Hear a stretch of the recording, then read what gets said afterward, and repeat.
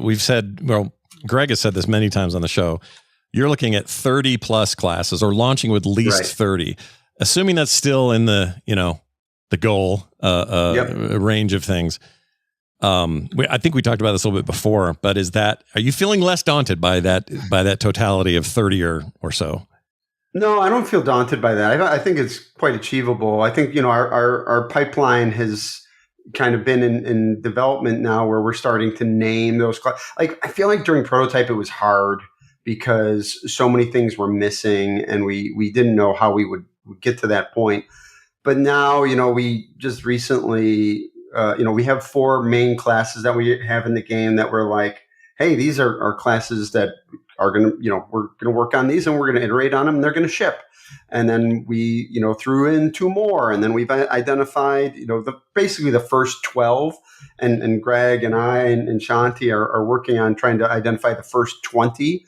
And so I think, we're going to be able to put them in, experiment with them.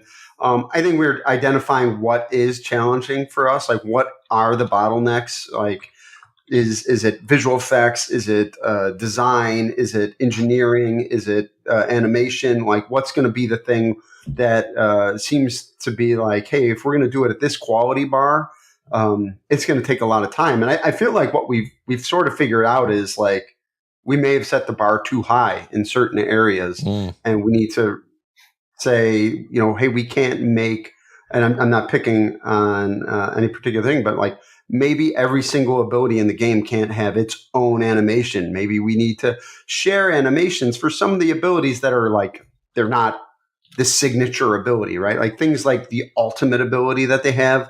Yeah, totally bespoke one-off things. Right. But if we're just doing, let's say, a buff, like, hey, this character is just going to put a buff on everyone.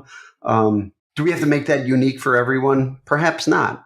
Maybe we can do a lot more sharing. And I think likewise, we're going to find that for visual effects. We're going to find that certainly for implementation on the design side and the engineering side. Right now, every time we made an ability, it's a one-off thing.